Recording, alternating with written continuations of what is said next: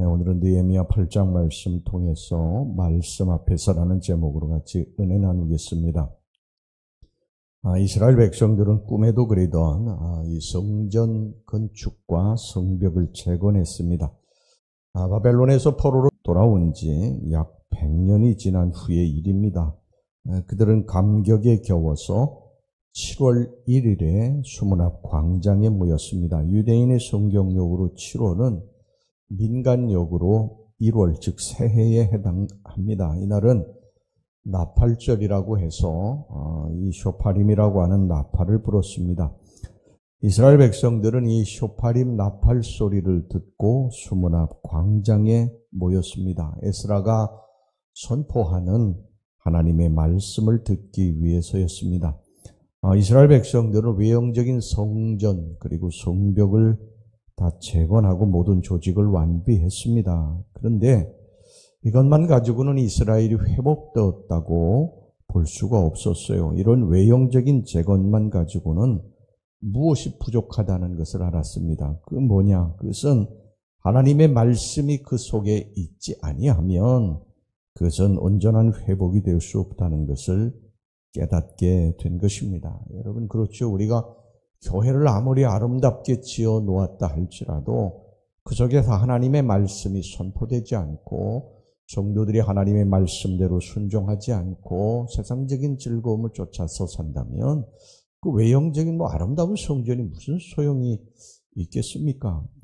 우리가 하나님의 성전이라고 성경이 말씀하고 있는데 우리가 건강도 좋고 먹고 사는 문제도 해결이 되고 자녀들도 잘 되고 여러 가지 외형적인 조건들은 다 갖추었다 할지라도 우리가 하나님을 떠나서 하나님의 말씀을 떠나서 산다면 그건 아무것도 아닌 것이죠. 그건 모래 위에 집을 짓는 것과 똑같은 것입니다. 하나님의 말씀이 없는 성전이 무슨 소용이 있고요.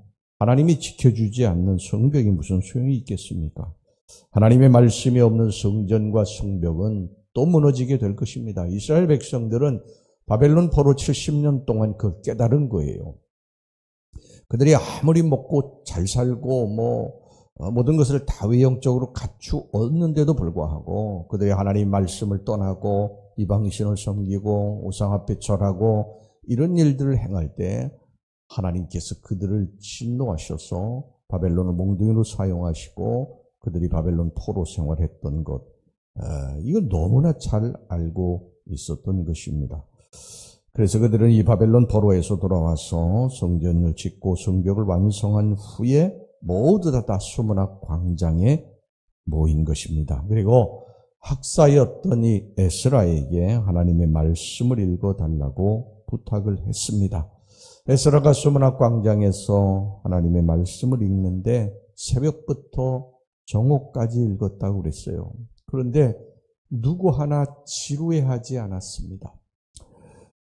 모든 백성이 다 이 하나님의 말씀에 귀를 기울였습니다. 3절 말씀 보겠습니다. 수문 앞 광장에서 새벽부터 정오까지 남자나 여자나 알아들을 만한 모든 사람 앞에서 읽음에 뭇 백성이 그 율법책에 귀를 기울였는데 그들이 얼마나 말씀을 사모했는지 알 수 있죠. 에스라가 말씀을 펴자 모두 다 일어났습니다. 5절 보겠습니다. 에스라가 모든 백성 위에 서서 그들 목전에 책을 펴니 책을 펼 때에 모든 백성이 일어서니라. 우리도 하나님의 말씀을 선포할 때 주일에 다 일어나지 않습니까? 이것은 말씀, 즉 하나님을 경외한다고 하는 우리들의 마음의 자세예요. 우리가 하나님의 말씀 앞에 겸허하게 선다고 하는 그런 우리들의 고백인 것입니다. 자, 이들이 이제 하나님의 말씀을 듣는데요. 이 얼마 만에 듣는 하나님의 말씀입니까? 고향에 돌아와서 이렇게 성전을 건축하고 성벽을 재건하고 공식적으로 하나님의 말씀을 새해 첫날에 듣는 게 거의 세월을 따져보면요. 바벨론 포로 생활을 포함해서 170년 만의 일입니다. 이들의 감격이 얼마나 컸겠습니까? 그들에게 말씀이 들려지고 교육받은 서기관들이 이 말씀에 대해서 해석을 해 주었어요. 왜 해석을 해 주었느냐 하면 이 이스라엘 백성들이 혈통적으로나 이스라엘 백성들이었지, 언어나 문화에 있어서는 오랜 포로 생활로 인해서 이방인과 거의 다름이 없었기 때문입니다.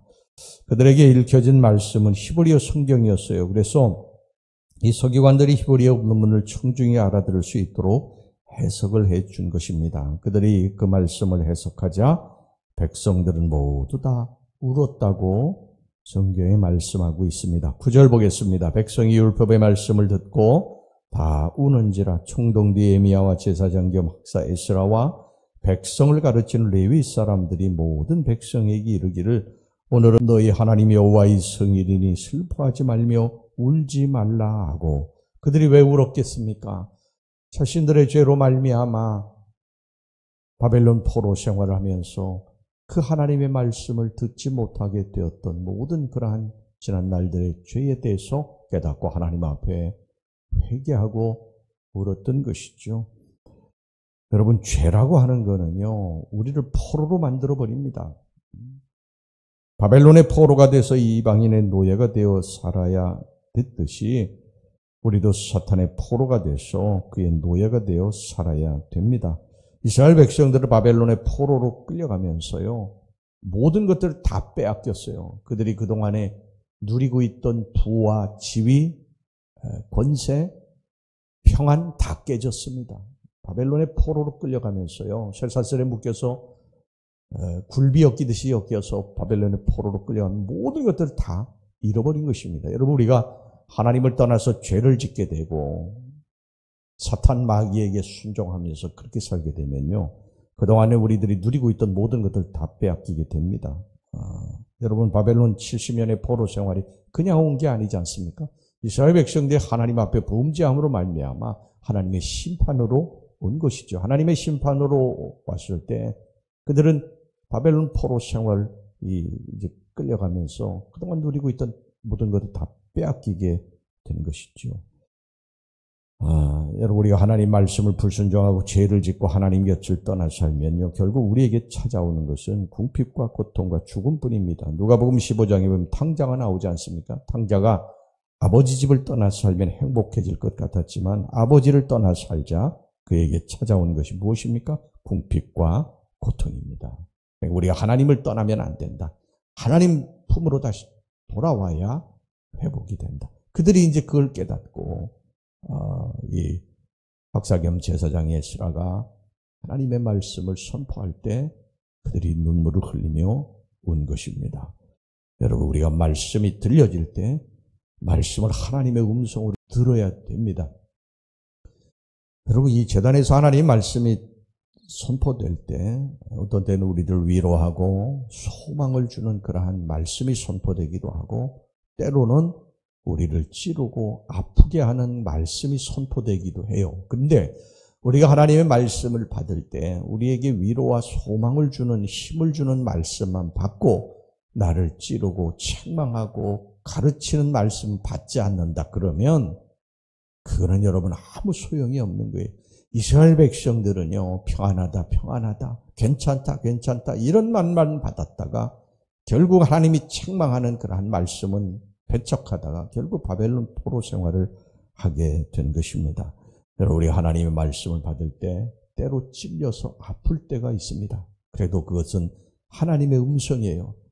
나에게 돌이키라고. 이스라엘 백성들을 선지자를 통해서 계속해서 너희들 그렇게 살면 안 된다. 돌이켜야 된다. 돌이켜야 된다. 그렇게 그들의 죄를 지적하고 깨닫게 했지만 돌아서지 않았거든요. 결국 그들이 멸망한 이유가 그것 때문인 것입니다. 여러분, 우리 지금도 똑같습니다. 하나님 말씀이 계속 선포될 때 뭔가 내가 자꾸 찔리는 게 있으면요, 하나님 음성이에요. 그는 아멘, 제가 잘못했습니다 하고 돌이켜야 될 줄로 믿습니다. 그럴 때 우리에게 다시 회복의 축복이, 하나님의 축복이 오게 될 줄로 믿습니다. 말씀이 들려질 때 회개하는 역사, 그리고 돌이키는 역사가 있어서 여러분, 이 바벨론 포로 생활이 여러분들의 삶에서 끝나시기를 주의 이름으로 축원합니다. 기도하겠습니다. 하나님 아버지, 우리가 말씀 앞에 서서 우리 하나님의 음성으로 아멘으로 듣고 돌이킬 수 있게 해주시기를 원합니다. 우리들에게 위로와 소망을 주는 말씀도 받지만 우리들 때로 찌르고 아프게 하는 하나님 말씀도 하나님의 음성인 줄로 믿고 그 말씀 받고 아멘으로 돌이키게 하여 주시옵소서. 그래서 말씀 앞에서 우리가 하나님 앞에 겸허해져서 그 말씀을 받고 우리들의 삶이 변화되는 역사가 있게 해 주옵소서. 예수님의 이름으로 기도하옵나이다. 아멘.